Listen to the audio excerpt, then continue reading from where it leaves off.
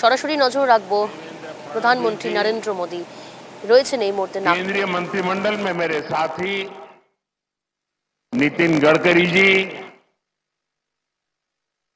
Doctor Avinash चंद्र अग्निहोत्री जी, अन्य महानुभाव और उपस्थित सभी वरिष्ठ साथी, राष्ट्र यज्ञ के इस पावन अनुष्ठान में आज मुझे यहां आने का सौभाग्य मिला है। आज चैत्र शुक्ल प्रतिपदा का ये दिन बहुत विशेष है। आज से नवरात्रि का पवित्र पर्व शुरू हो रहा है। देश के अलग अलग कोनों में आज गुड़ी पड़वा, उगादी देव जी का और नवरेह अवतरण दिवस भी है।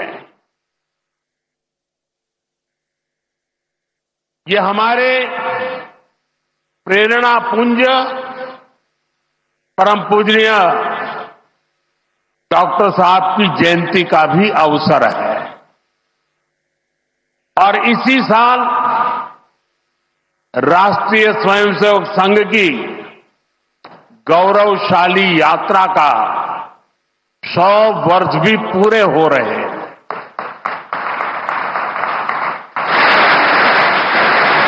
आज इस अवसर पर मुझे स्मृति मंदिर जाकर पूज्य डॉक्टर साहब और पूज्य गुरुजी को श्रद्धांजलि अर्पित करने का सौभाग्य मिला।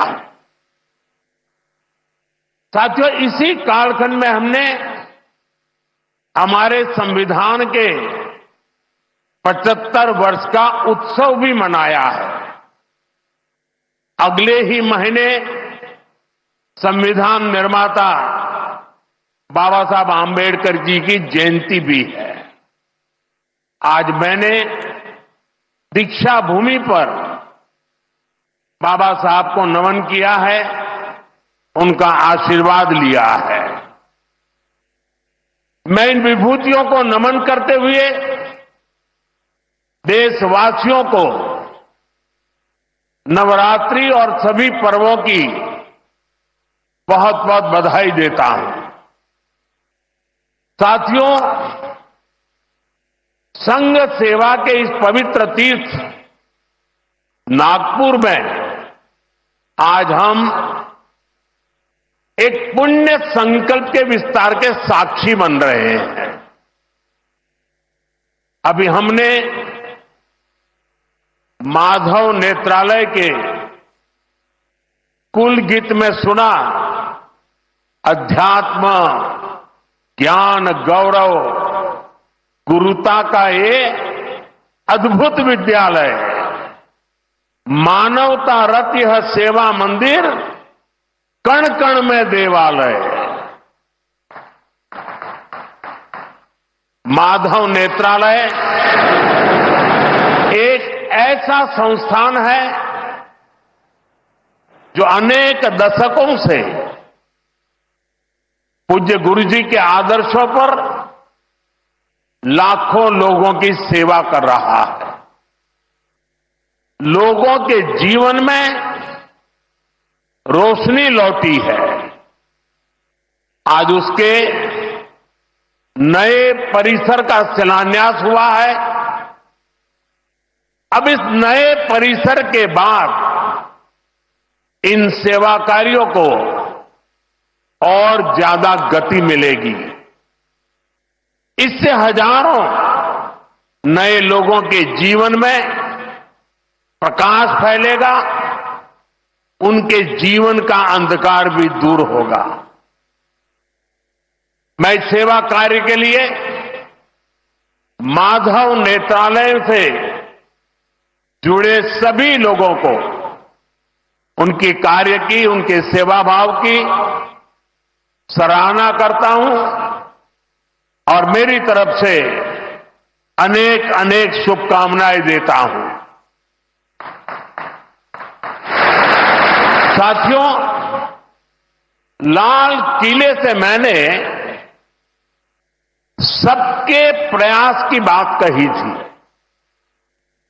आज स्वास्थ्य के क्षेत्र में देश जिस तरह काम कर रहा है, माधव नेत्रालय उन प्रयासों को बढ़ा रहा है। देश के सभी नागरिकों को बेहतर स्वास्थ्य सुविधाएं मिले, ये हमारी प्राथमिकता है। देश में गरीब से गरीब को भी अच्छे से अच्छा इलाज मिले। कोई भी देशवासी जीवन जीने की गरिमा से वंचित न रहे। अपना जीवन देश के लिए दे चुके बुजुर्गों को इलाज की चिंता उनको सताती न रहे, उस परिस्थिति में उनको जीना न पड़े। और ये सरकार की नीति है। और इसलिए आयुष्मान भारत के कारण आज करोड़ों लोगों को मुफ्त इलाज की सुविधा मिल रही है। हजारों जन औषधि केंद्र देश के गरीबों को, मध्यम वर्गीय परिवारों को सस्ती दवाएं दे रहे हैं। इन दिनों देश में करीब 1,000 डायलिसिस सेंटर जो मुफ्त में डायलिसिस की सेवा का एक यज्ञ चला रहे हैं। इससे देशवासियों के हजारों करोड़ रुपए बच रहे हैं, उनको स्वास्थ्य लाभ हो रहा है। बीते 10 साल में गांवों में लाखों आयुष्मान आरोग्य मंदिर बने हैं, जहां से लोगों को देश के सर्वश्रेष्ठ डॉक्टरों से टेली मेडिसिन से कंसल्टेशन मिलता है, प्राथमिक इलाज मिलता है और आगे के लिए सहायता होती है। उन्हें रोगों की जांच के लिए सैकड़ों किलोमीटर दूर नहीं जाना पड़ रहा।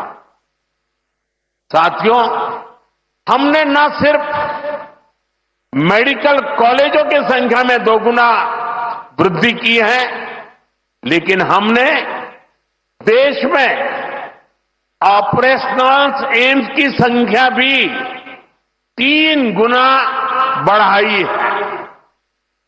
देश में मेडिकल सीट भी 2 गुनी हुई है। प्रयास यही है कि आने वाले समय में लोगों की सेवा के लिए ज्यादा से ज्यादा डॉक्टर्स और अच्छे डॉक्टर्स उपलब्ध हो। एक बहुत बड़ा साहसिक निर्णय हमने किया। आजादी के बाद पहली बार हुआ, इस देश का गरीब का बच्चा भी डॉक्टर बन सके, उसके सपने पूरे हो सके। इसलिए विद्यार्थियों को अपनी मातृभाषा में डॉक्टर बनने की सुविधा हमने उपलब्ध कराई। आधुनिक चिकित्सा विज्ञान से जुड़े इन प्रयासों के साथ ही देश अपने पारंपरिक ज्ञान को भी आगे बढ़ा रहा है। हमारे योग और आयुर्वेद, इन्हें भी आज पूरे विश्व में नई पहचान मिली है। भारत का सम्मान बढ़ रहा है। साथियों, किसी भी राष्ट्र का अस्तित्व पीढ़ी दर पीढ़ी उसकी संस्कृति के विस्तार, उस राष्ट्र की चेतना के विस्तार पर निर्भर करता है। हम अपने देश का इतिहास देखें तो सैकड़ों वर्षों की गुलामी, इतने आक्रमण, भारत की सामाजिक संरचना को मिटाने की इतनी क्रूर कोशिशें, लेकिन भारत की चेतना कभी समाप्त नहीं हुई। उसकी लौ जलती रही। ये कैसे हुआ? क्योंकि कठिन से कठिन दौर में भी भारत में इस चेतना को जागरूक रखने वाले नए नए सामाजिक आंदोलन होते रहे। भक्ति आंदोलन उसका ये उदाहरण जिससे हम सब भली भांति परिचित हैं। मध्यकाल के उस कठिन कालखंड में हमारे संतों ने भक्ति के विचारों से हमारी राष्ट्रीय चेतना को नई ऊर्जा दी। गुरु नानक देव, कबीरदास, तुलसीदास, सूरदास, हमारे यहां महाराष्ट्र में संत तुकाराम, संत एकनाथ, संत नामदेव, संत ज्ञानेश्वर, ऐसे कितने ही संतों ने हमारी इस राष्ट्रीय चेतना में अपने मौलिक विचारों से प्राण फूंके। इन आंदोलनों ने भेदभाव के फंदों को तोड़कर समाज को एकता के सूत्र में जोड़ा। इसी तरह स्वामी विवेकानंद जैसे महान संत भी हुए। उन्होंने निराशा में डूब रहे समाज को झकझोरा, उसे उसके स्वरूप की याद दिलाई, उसमें आत्मविश्वास का संचार किया और हमारी राष्ट्रीय चेतना को बुझने नहीं दिया। गुलामी के आखिरी दशकों में डॉक्टर साहब और गुरुजी जैसे महान व्यक्तित्वों ने इसे नई ऊर्जा देने का काम किया। आज हम देखते हैं राष्ट्रीय चेतना के संरक्षण और संवर्धन के लिए जो विचार बीज 100 साल पहले बोया गया, वो महान वटवृक्ष के रूप में आज दुनिया के सामने है। सिद्धांत और आदर्श इस वटवृक्ष को ऊंचाई देते हैं। लाखों करोड़ों स्वयंसेवक इसकी टहनी, ये कोई साधारण वटवृक्ष नहीं, राष्ट्रीय स्वयंसेवक संघ भारत की अमर संस्कृति का आधुनिक अक्षय वट है। ये अक्षय वट आज भारतीय संस्कृति को, हमारे राष्ट्र की चेतना को निरंतर ऊर्जावान बना रहा है। साथियों, आज जब हम माधव नेत्रालय के नए परिसर का काम शुरू कर रहे हैं तो दृष्टि की बात स्वाभाविक है। हमारे जीवन में दृष्टि ही हमें दिशा देती है। इसलिए वेदों में भी कामना की गई है पश्चिम शरदः शतम, अर्थात हम 100 वर्ष तक देखें। ये दृष्टि आंखों की यानी बाह्य दृष्टि भी होनी चाहिए और अंतः दृष्टि भी होनी चाहिए। जब अंतः दृष्टि की बात करते हैं तो विदर्भ के महान संत श्री गुलाबराव महाराज जी का स्मरण भी होना स्वाभाविक है। उन्हें प्रज्ञाचक्षु कहा जाता था। बहुत कम आयु में ही उनको आंखों से दिखाई देना बंद हो गया, लेकिन फिर भी उन्होंने अनेकों पुस्तकें लिखी थी। और अब कोई भी पूछ सकता है कि जब आंखों से दिखाई नहीं देता है तो उसके बावजूद भी कोई इतने ग्रंथ कैसे लिख सकता था? इसका उत्तर यह है कि उनके पास भले ही नेत्र नहीं थे, लेकिन दृष्टि थी। ये दृष्टि बोध से आती है, विवेक से प्रकट होती है। ये दृष्टि व्यक्ति के साथ ही समाज की भी को भी बहुत शक्ति देती है। हमारा राष्ट्रीय स्वयंसेवक संघ भी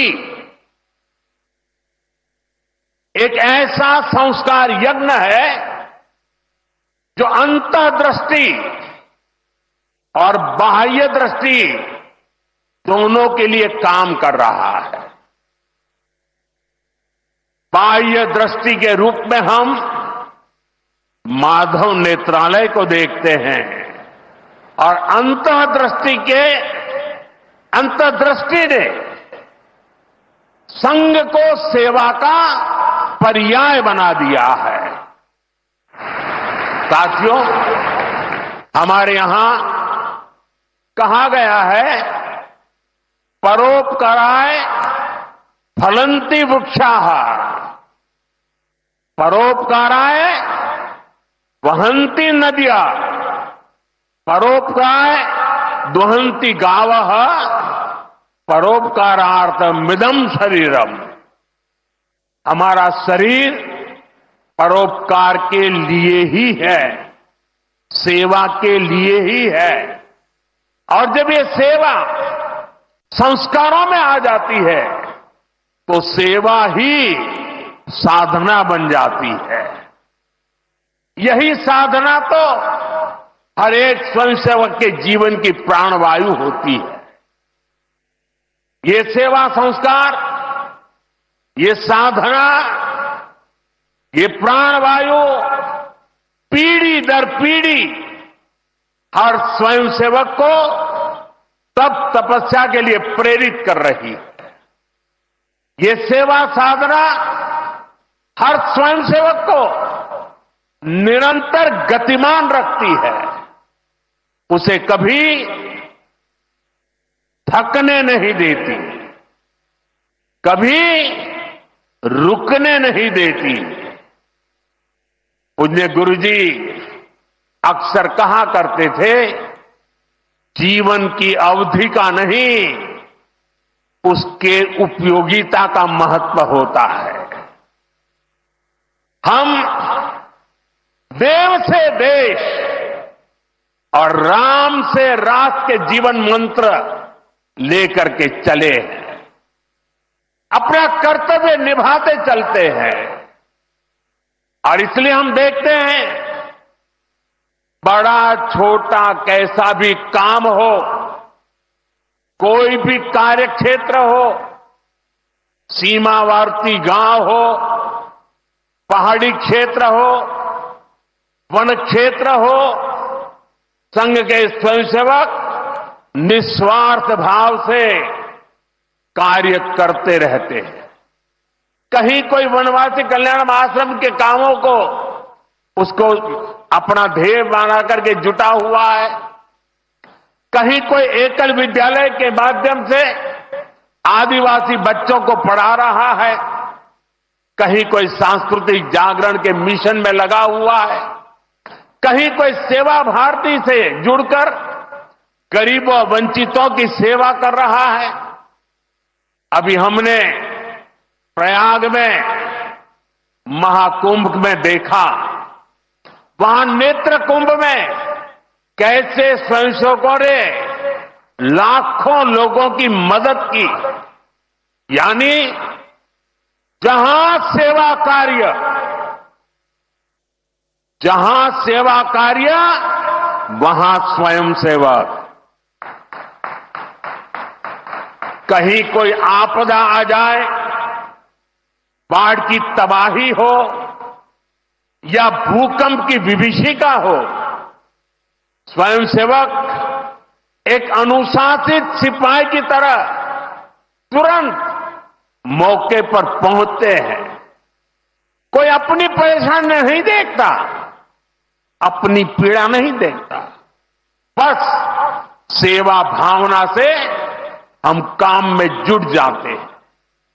हमारे तो हृदय में बसा है, सेवा है अग्निकुंड समीधा सम हम चले, देह महासागर में सरित रूप हम मिले। साथियों, एक बार एक इंटरव्यू में परमपूज्य गुरु जी से पूछा गया कि वो संघ को सर्वव्यापी क्यों कहते हैं। गुरु जी का उत्तर बहुत ही प्रेरणादायी था। उन्होंने संघ की तुलना प्रकाश से की थी, उजाले से की थी।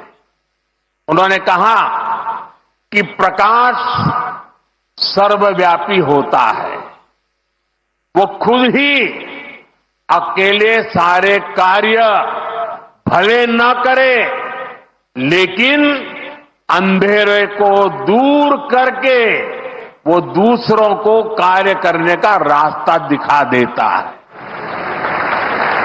गुरुजी की ये सीख हमारे लिए जीवन मंत्र है।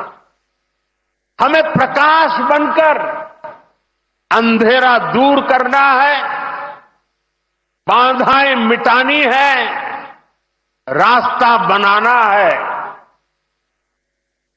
उस भाव को हम जीवन भर सुनते रहें। हर कोई कम अधिक मात्रा में जीने का प्रयास करता रहा। मैं नहीं, तुम, अहम नहीं, वयम, इदम राष्ट्राय, इदम न मम। साथियों, जब प्रयासों के दौरान जब मैं नहीं, हम का ध्यान होता है, जब राष्ट्र प्रथम की भावना सर्वोपरि होती है, जब नीतियों में, निर्णयों में देश के लोगों का हित ही सबसे बड़ा होता है, तो सर्वत्र उसका प्रभाव भी और प्रकाश भी नजर आता है। विकसित भारत के लिए सबसे जरूरी है कि हम उन बेड़ियों को तोड़े जिनमें देश उलझा हुआ था। आज हम देख रहे हैं भारत कैसे गुलामी की मानसिकता को छोड़कर आगे बढ़ रहा है। गुलामी की निशानियों को जिस हीन भावना में 70 वर्षों से ढोया जा रहा था, उनकी जगह अब राष्ट्रीय गौरव के नए अध्याय लिखे जा रहे हैं। वो अंग्रेजी कानून जिन्हें भारत के लोगों को नीचा दिखाने के लिए बनाया गया था, देश ने उन्हें बदल दिया है।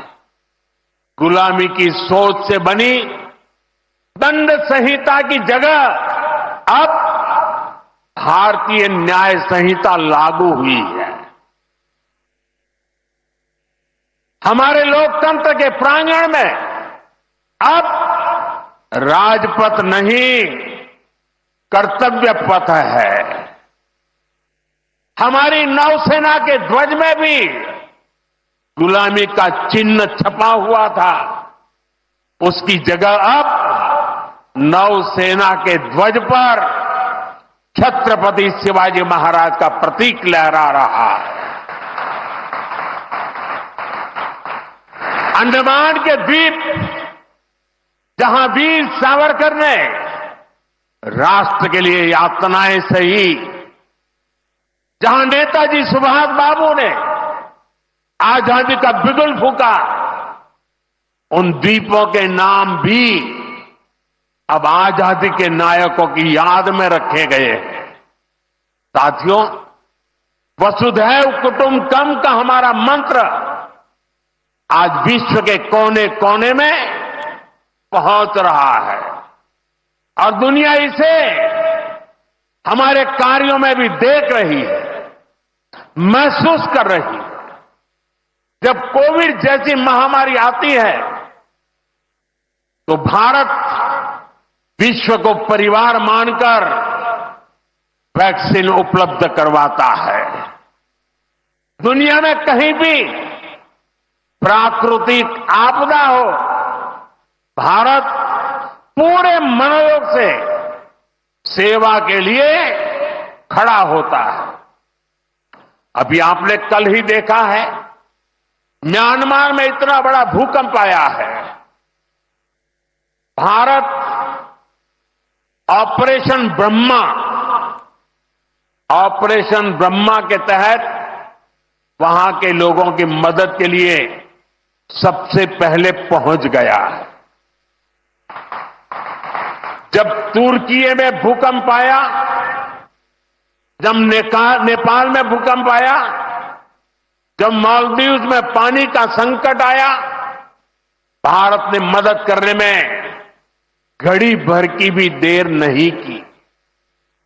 युद्ध जैसे हालातों में हम दूसरे देशों से नागरिकों को भी सुरक्षित निकाल करके लाते हैं।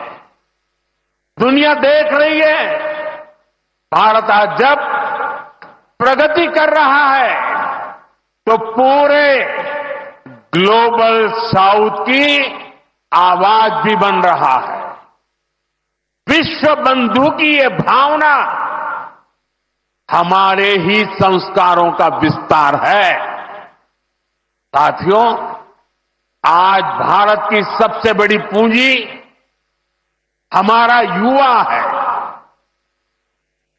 और हम देखते हैं आज भारत का युवा इतने कॉन्फिडेंस से भरा हुआ, उसकी रिस्क टेकिंग कैपेसिटी पहले के मुकाबले कई गुना बढ़ गई है।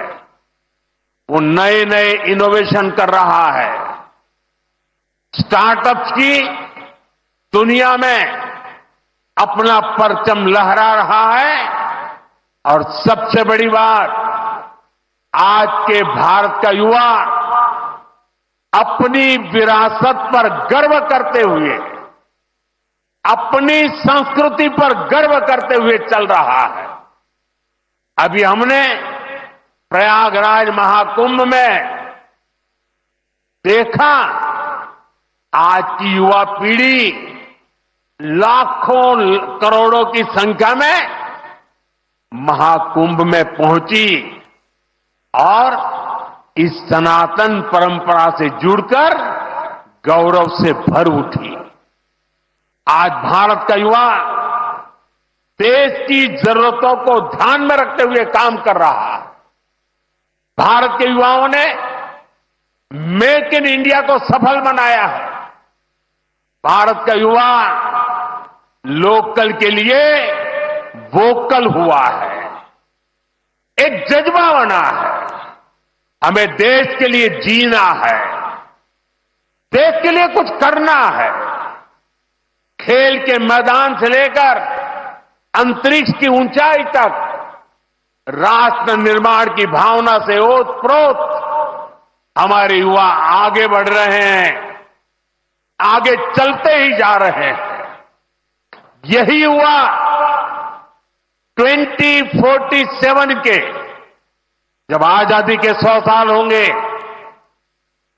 विकसित भारत के लक्ष्य की ध्वजा थामे हुए है और मुझे विश्वास है संगठन, समर्पण और सेवा की ये त्रिवेणी विकसित भारत की यात्रा को निरंतर ऊर्जा देती रहेगी, दिशा देती रहेगी। संघ का इतने वर्षों का परिश्रम फलीभूत हो रहा है।